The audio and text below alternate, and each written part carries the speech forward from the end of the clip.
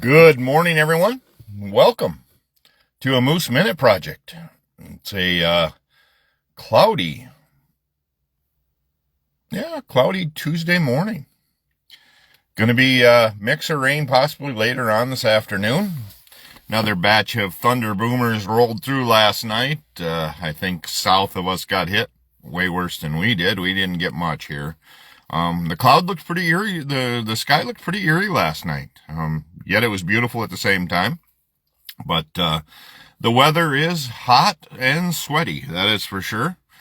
And keeping up with the yard has been tough with all the moisture and then all the heat, and the grass is growing. So, welcome to the Moose Minute Project. Appreciate everybody tuning in and watching and listening to just some of my ideas and things that I have noticed, or like today, have been taught by my mom or through things in life in general. But this one titled, Nothing Good Happens After Midnight. That was one of my mom's favorite sayings as me growing up as a kid, that nothing good, Chris, will ever happen after midnight, so you might as well be home. Well, so just a few days ago, some juveniles, I don't know how old they are. Obviously their names couldn't be released or anything like that, so they are juveniles, stole a car out of La Crosse, I think 3 o'clock in the morning, something like that, and then went on to burglarize a whole bunch of cars and break into cars and everything in the Viola area, or Lafarge area, at 3 in the morning. So, my question is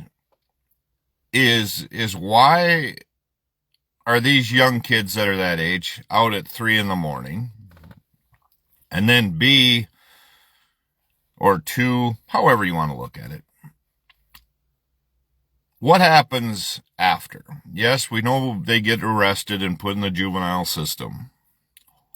That would have been a luxury for me. I would have been preferred to be put into the juvenile system, I think. Because if I'd have been caught doing any of that, my ability to walk, you would have known, names wouldn't have been had to be released for you to know it was me. I wouldn't have been able to walk right for a long while after Mom whipped my butt. I'd have probably had to find a new place to live for a while.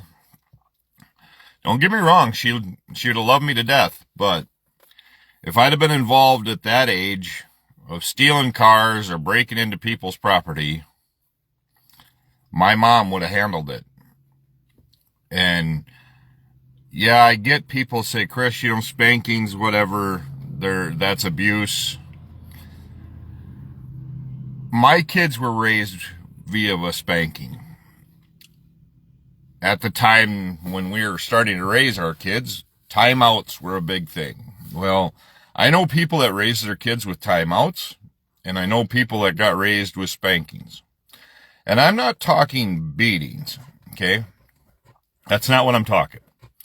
I'm talking if life was in danger or where somebody seriously got hurt or could have got hurt, one good whack on the butt, and that's what I'm talking about, is the good whack on the butt, would have taken care of it. I never even had to get to the whack on the butt most of the part with my mom. If she gave me the look, and I think a lot of us grew up with the look from our parents. If you got the look, you knew you had about a half a second or so to change your behavior, or it was going to be. And I did break a few wooden spoons. I know my brothers and my sister don't believe that Mom did those kind of things to me, but because I was the baby, so I'm a little different. But she did. I broke a few of those, and I finally learned every now and then to not push those limits. So when she said, Chris, nothing good happens after midnight, and I can prove it in scenario time and time again that it doesn't, I raised kids as well and taught them the same thing. And usually the things that got them in trouble happened after midnight. So, with these juveniles that did all of this damage and stealing into things and breaking into things,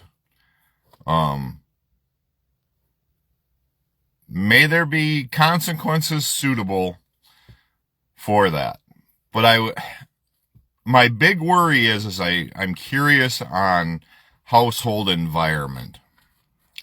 You know, I think there's a young gentleman in the Richland Center area that everybody kind of looks down on, but I believe home life is not good. And that part's what worries me the most, is with these young kids that are doing this, what's their home life like? What are they escaping, or what are they trying to get away from? My mom loved me and loved me unconditionally. I just knew not to push those boundaries, and my kids did the same thing. I was probably harder on my kids than I, should have been. But am I proud of each and every one of them, of what they've turned into and who they've become? Damn right I am. And I wouldn't change anything again. I would do that. That's where I think with these kids, it'd be interesting to see where it all goes from here on out. How does our system handle it? What's their home life like? Does that need to be looked at? Anything like that? Or, I knew